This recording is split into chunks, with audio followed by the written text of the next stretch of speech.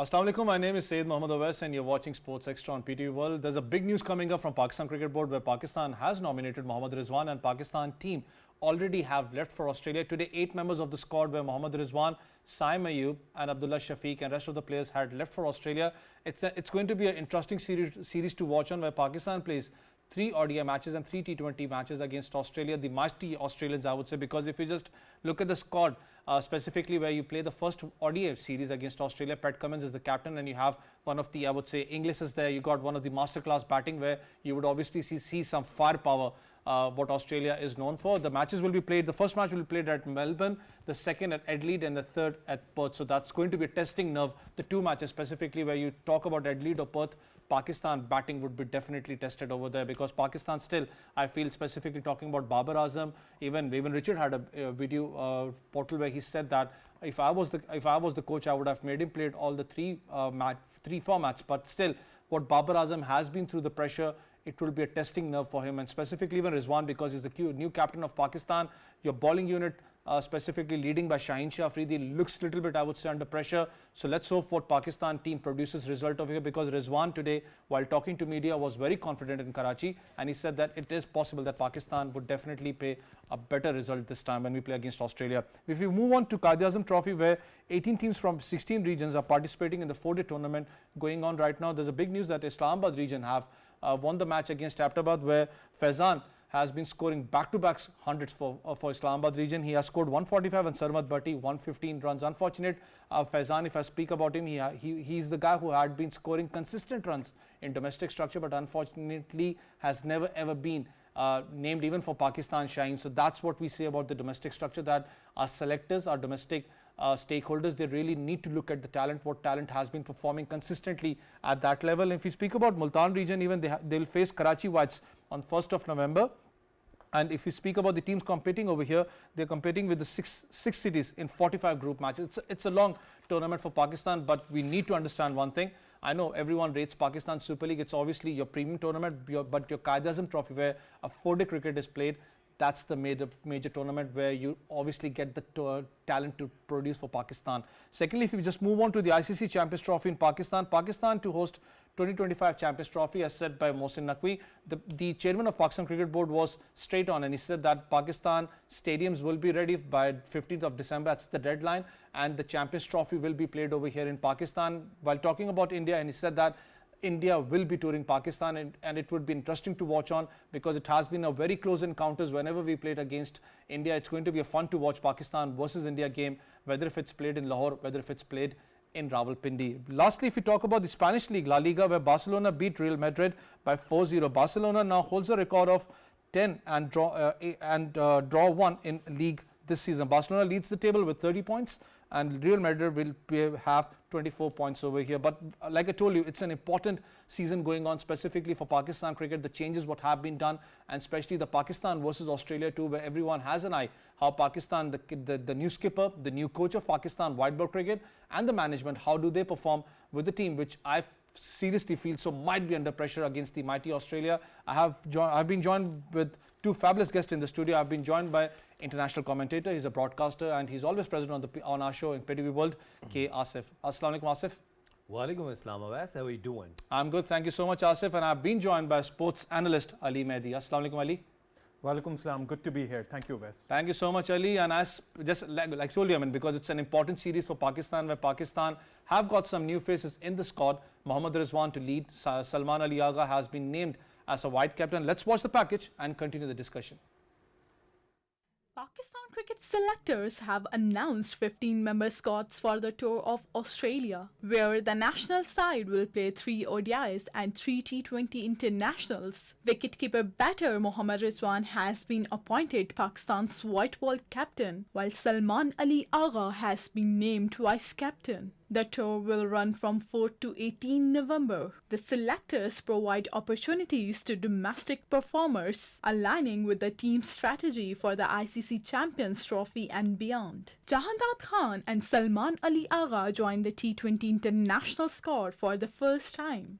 Kamran Ghulam, Umar bin Yusuf, and Sufyan Mukim make their national side debut, having previously played limited overs. Apart from Babar, Naseem, Rizwan, Salman, and Shaheen, 4 other players have been selected in both the ODI and T20 international squads. The one-day international squad include Amir Jamal, Abdullah Shafiq, Arfat Minhas, Babar Azam, Faisal Akram, Haris Rauf, Hasibullah, Kamran Ghulam, Mohammad Hassan, Mohammad Rizwan, Mohammad Irfan Khan, Naseem Shah, Saim Ayub, Salman Ali Agha, and Shaheen Shah Afridi. The T20 international squads include Arafat Minhas, Babar Azam, Haris Rauf, Hasibullah, Jandad Khan, Mohammad Abbas Afridi, Mohammad Rizwan, Mohammad Irfan Khan, Naseem Shah, Umar bin Yusuf, Sahibzada Farhan, Salman Ali Agha, Shaheen Shah Afridi, Sufyan Mukim, and Usman Khan. On the other hand, Australia announced men's T20 squad for the upcoming series against Pakistan. The selected team includes a mix of seasoned players and emerging talent, aiming to build international experience ahead of a busy season.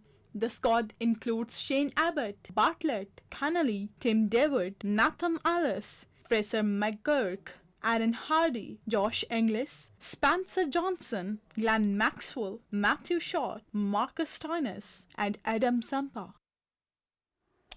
That was the package by Sabah Shafiq. And Asif, if I just speak about the Pakistan versus Australia series, like I told, because Rizwan is the new captain, everyone obviously will be demanding a lot from him, because his career speaks that. Because he led Peshawar, I remember, very brilliantly, the domestic structure. Multan Sultan, he has captained that. If you see him as a character, he looks very busy with the team, with the other opponent team too. How do you see his captaincy, and the Pakistan tour to Australia would be testing now for Pakistan? Well, I think congratulations, Rizwan, because Pakistan Cricket Board, after all, decided that he would be the skipper for white ball cricket, and Salman Ali Agha will be joining him as second leader. I think if you talk about the character of Rizwan, he's a talkative guy, as you said in your intro, in your question as well. It's really important that the captain should be very calm, very collected, always smiling, and try to face the all difficult situations. And this is what we have watched some great captains like Mahendra Singh Dhoni, or if you talk about in the past and recently, the Kane Williamson, such a brilliant captain he was.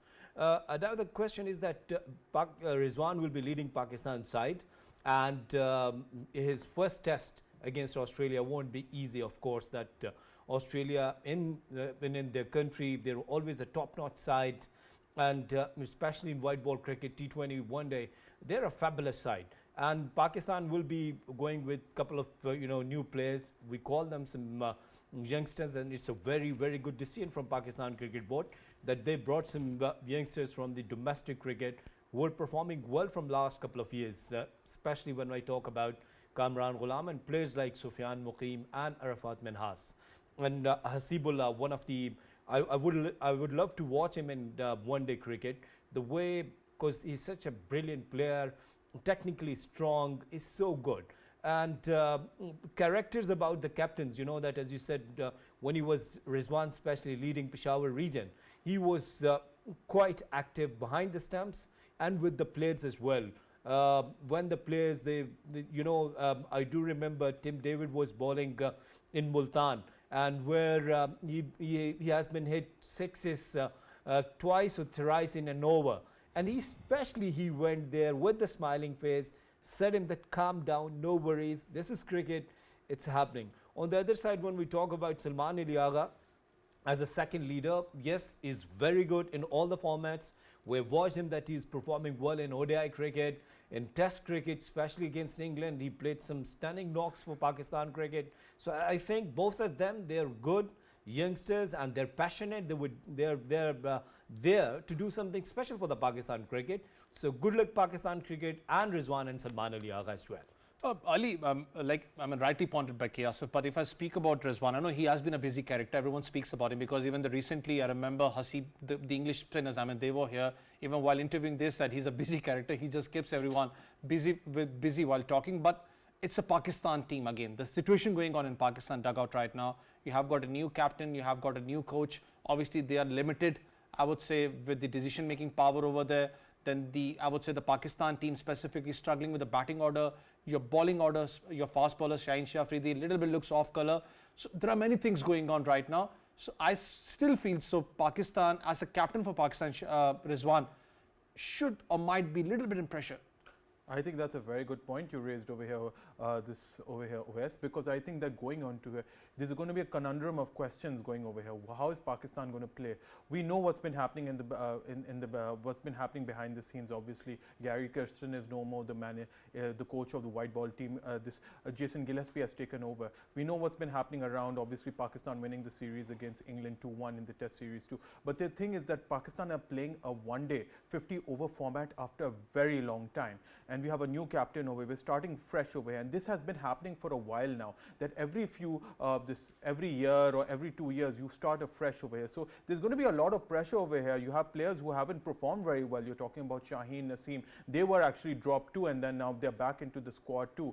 So it's going to be very interesting how it goes. Some fresh players. You just mentioned have joined the squad too. So we really don't know how Pakistan is going to perform. But one thing is for sure, you're going to the Kangaroos over there, going to Australia, and you're playing on some difficult tracks over there. The MCG obviously caters more towards a good batting over here, good true surface over there. But when you go over there to Adelaide, to Perth, then obviously to Hobart too, it's going to be, and Brisbane, it's going to be very challenging over there. But the thing is that over here is that now that we have a new captain, finally what's happened is now you have a new captain, a busy captain over here, thinking captain. Rizwan, like you mentioned in your introduction, reminds us a lot of Mahendra Singh Dhoni, thinking captain, always busy behind the stumps, always thinking over there. I think he's going to bring some fresh impetus over here to the Pakistan cricket team, which is very much needed. Look, we start afresh over here. Now the journey begins towards the Champions Trophy, which is only in about 3 to 4 months. So Pakistan have to hit the ground running. It'll be interesting how the team player goes about, which team is going to play, and then at the same time how they're going to perform. So a lot of question marks need to be answered. Asif, if I just come towards the Pakistan batting order, I know we have been speaking a lot about Rizwan, but your batting order, Abdullah Shafiq, Saim Ayub, Pakistan shows that they have again shown some trust in it. Babar Azam, your opening departments, I would say, the 3 to 4 batsmen, how important is that their performance, and especially how important will be their role as a Pakistan opening pair? Well, I think, Saim Ayub and Abdullah Shafiq, these two characters, I have asked this question to Shan Masood as well, though he's a captain for the red ball cricket, but he didn't like this question. He said that we want to give time to our youngsters. Well, that's fine, but you know that if Saim is playing and if he's not performing well for a long time in white ball cricket, I'm talking about, same as Abdullah Shafiq, you're performing in chunks, you're not performing, you're not showing consistency in your performance, then definitely we'll ask this question. So Saim Ayub, Abdullah Shafiq is a huge concern for me. We have a bench strength now because, right before the World Cup, T20 World Cup and ODI World Cup, people were asking about Fakhar Zaman, but now there is no Fakhar Zaman, no Imamul Haq. We have some young blood there, youngsters there, and I'm quite sure if you give them chance, they will do something special for Pakistan. Saim Ayub would have one thing I would suggest him. Try to play in the way. This is your class. This is your speciality. Whenever you try to play cross the line, especially this is Australia, and where you are expecting some bounce, and Saim Ayub was struggling early on the pull shot and hook shot as well. You must be correct with your technique in T20 cricket either it's a ODI cricket. So Saim is okay for me. I would love to watch him to play some good knocks with the straight bat. I would love to watch his cover drives, his on drives.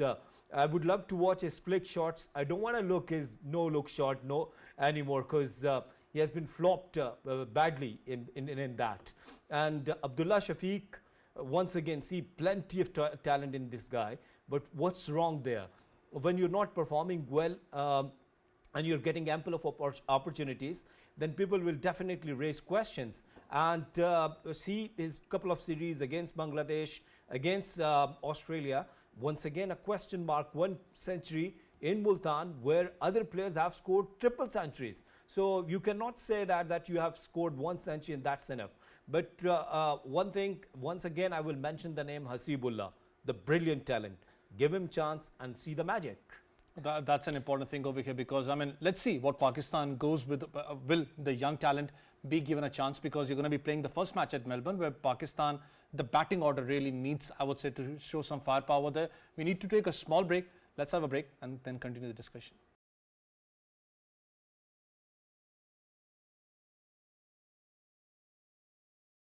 Welcome back. You're watching Sports Extra. Ali Mehdi, the Pakistan squad right now, if you just talk about the three wickets where we're going to be playing, first of all, the matches at Melbourne. The second match, if I'm not wrong, it's at Adelaide.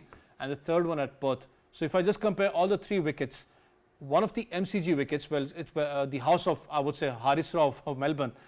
That's a wicket where it supports a batsman. You can score high runs over there. But rest two wickets, your batting order will be tested by the pace.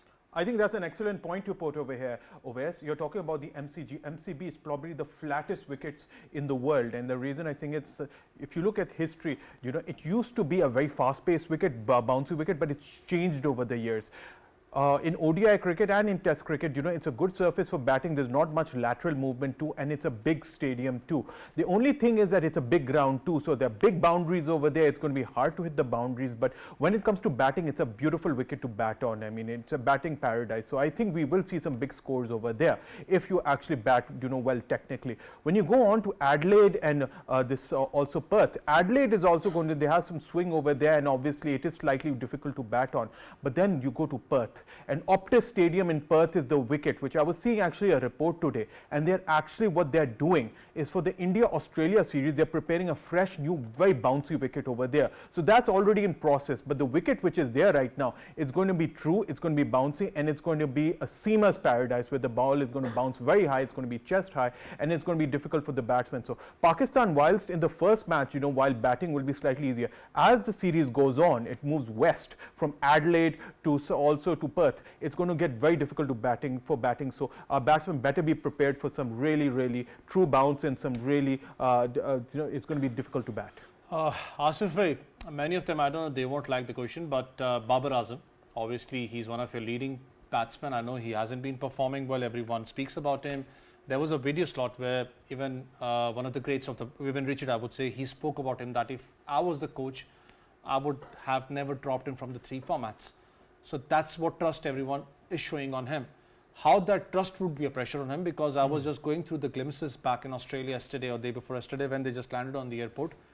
Everyone was there for his selfie. They wanted his time to speak to him. Babar Azam, how important character he is going to be for Pakistan after the captaincy thing.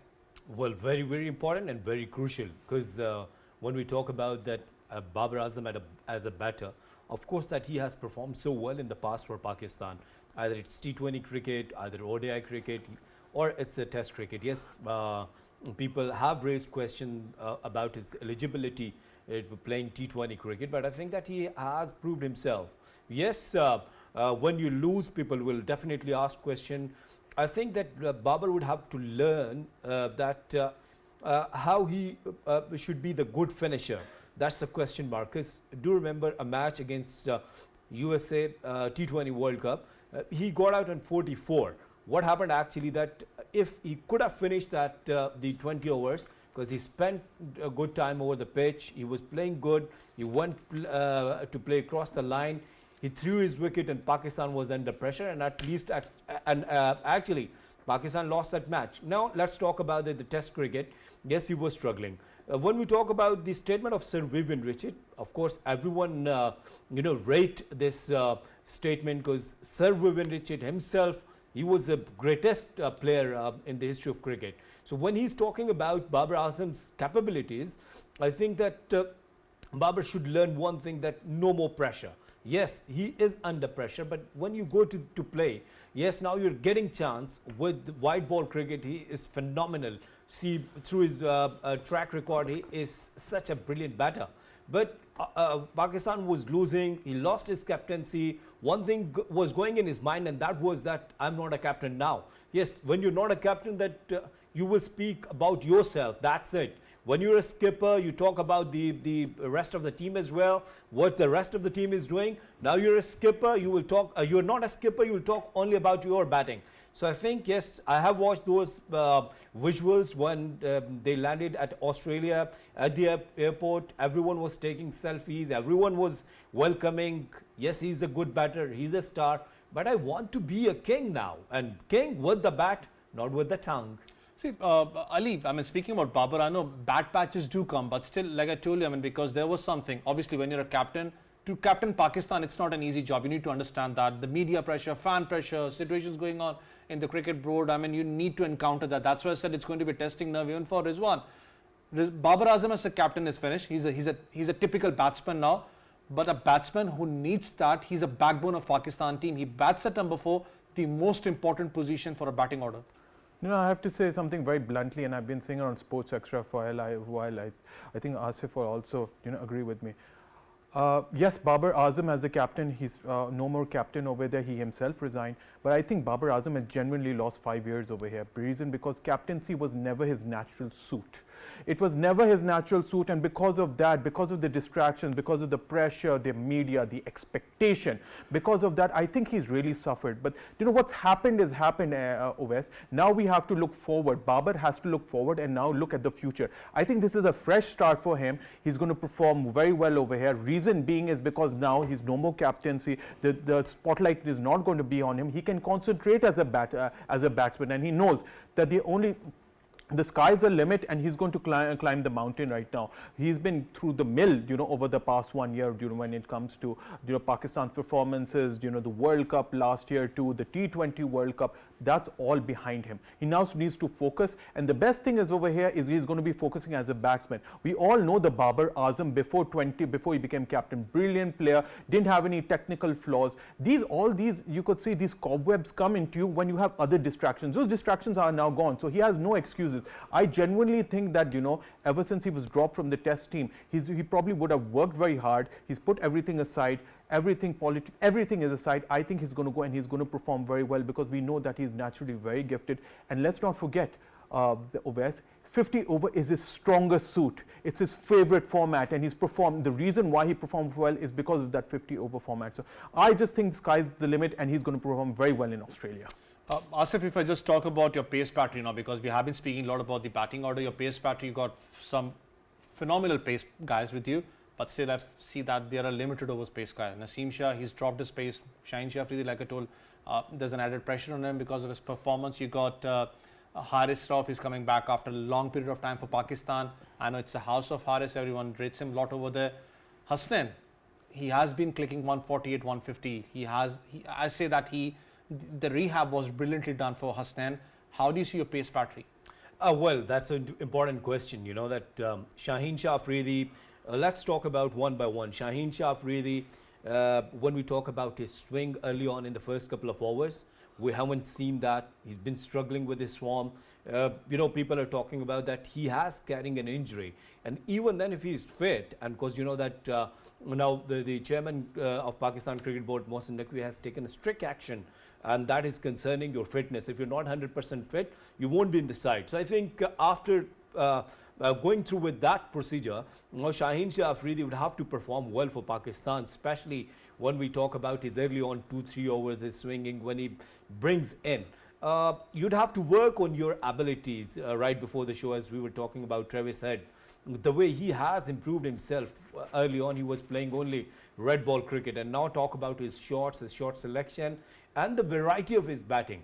Naseem Shah, once again, against Bangladesh, I was shocked that he was bowling around 130, 135 like Muhammad Ali and Khurram Shehzad was bowling. So you have one genuine fast bowler, and that is Haris Rauf.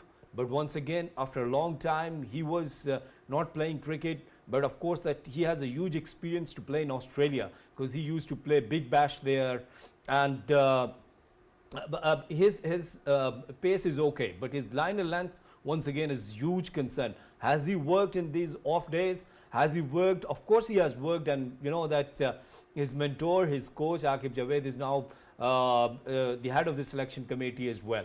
The last name which you have taken that is most important for me, and that is Hasnan. We watched his bowling in Champions Cup. He was phenomenal with the ball.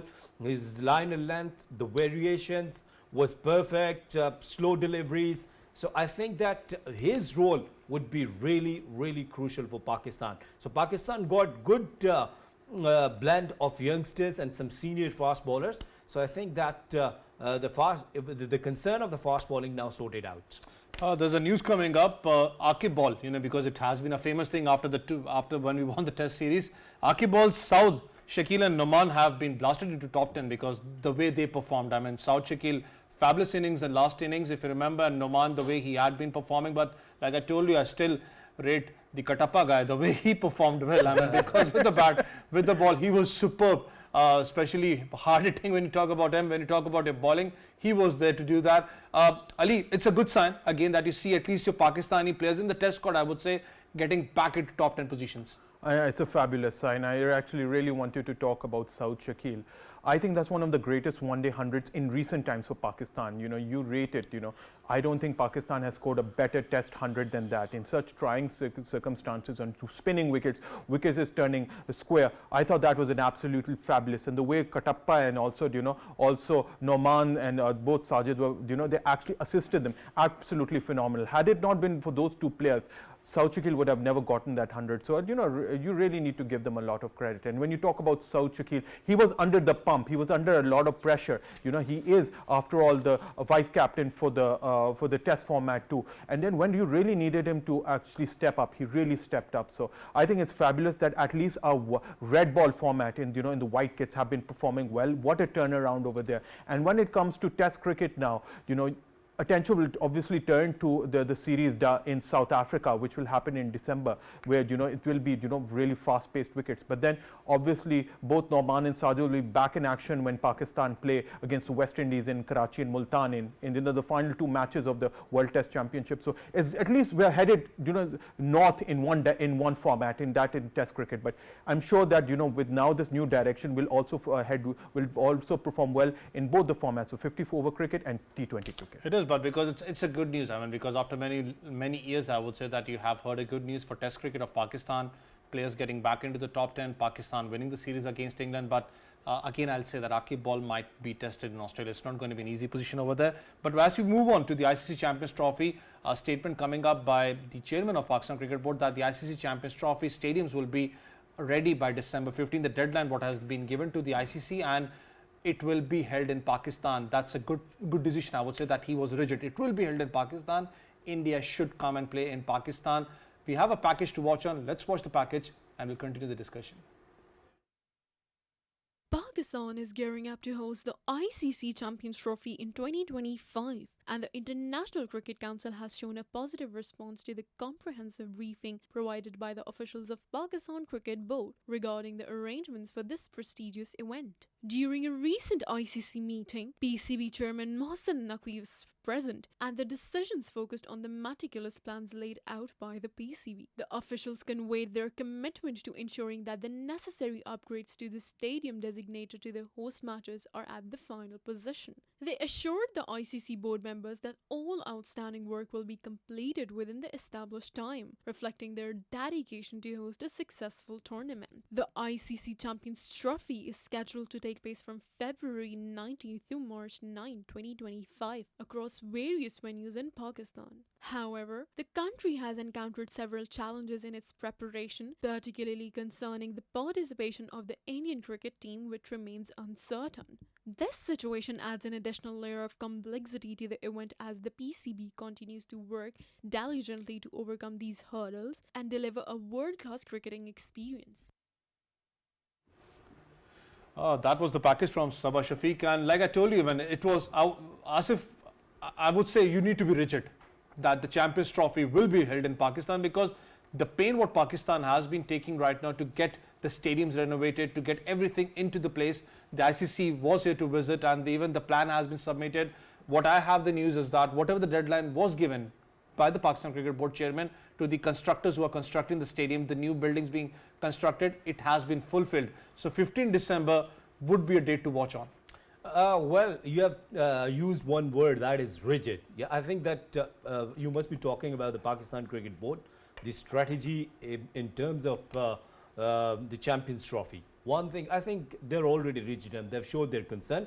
They've given their statement that this is ICC's tournament. So either the rest of the teams are coming or not. I think that the entire world is coming to play Pakistan, and I'm quite sure the way Indian government is behaving right now, I'm quite sure that they will show some respect, they will show some love, and India will come to Pakistan and they will play here. Pakistan is the safest country, and Pakistan is such a beautiful country for the cricket. You know, the thousands of the fans, they are just waiting for Virat Kohli to come here and play against Pakistan and any other teams. One thing, you have given another date, and that is the 15th December. I think, yes, you rightly mentioned that Pakistan, the chairman of Pakistan Cricket Board, has taken some strong steps in that regards, either regarding the construction or the management. He's observing and monitoring each and everything by himself, and we have watched some visuals that he's monitoring the renovation work is going on at Gaddafi Stadium, and same as some at Karachi and the Rawalpindi as well. So Pakistan is ready to host this mega and marquee event, and of course that Pakistan will defend this title. Good luck for Pakistan, and good luck for Pakistan Cricket Board. Like you said, I mean, because Ali, if you speak about your Pakistani fans, if you speak about the Pakistan, I'm sorry to just getting back into that track. There was a news coming up from the MCG where Pakistani, a fan of Pakistan, we have got some houses of Pakistan, fans house over there, whatever they have constructed for Pakistan.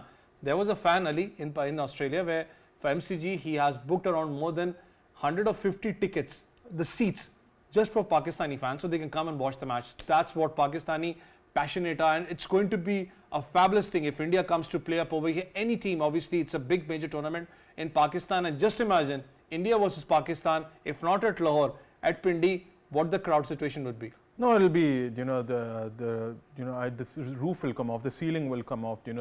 You could say the stands. It's going to be absolutely electric over there if it does happen. If it happens at Gaddafi Stadium, Lahore, at Rawalpindi Cricket Stadium. The important thing over here is that you were talking about the fans. The fans are really looking forward to this Champions Trophy. 29 years since Pakistan held an ICC event. The last time in 1996, the World Cup event which happened in 1996. So I mean, Pakistani fans have been really starved of actually starved of holding ICC events in Pakistan too, and they really deserve it because look, a lot of effort has gone into this, and if somebody deserves a lot of credit, it has to be PCB chairman Mohsin Naqvi, because he's really put in a lot of efforts, been visiting the stadiums in Lahore, the renovation works. Even today, actually, the PCB portal and the social media pages actually updated, and they actually uploaded a video where PCB chairman Mohsin Naqvi actually attended and has been looking at the renovation works in Karachi. So I have I'm completely sure, and I'm very, very confident that this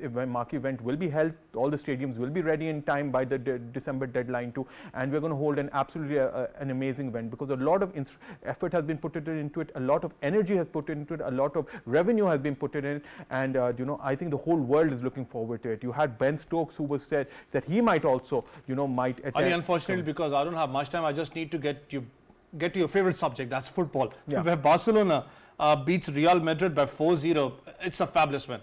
No, it's absolutely fabulous win. It was going into this match, Barcelona had a lead of about 3 points, but they won that 6-pointer. They won 4-0. Absolutely brilliant. Lewandowski took 2 goals. The prodigy Lamine Yamal also got it, and they won at the Bernabeu 4-0. They absolutely hammered Real Madrid, the La Liga and Champions League winners. Fabulous win by Barcelona. And what do you say about Ronaldo team? I mean, they're out at the Saudi Premier League.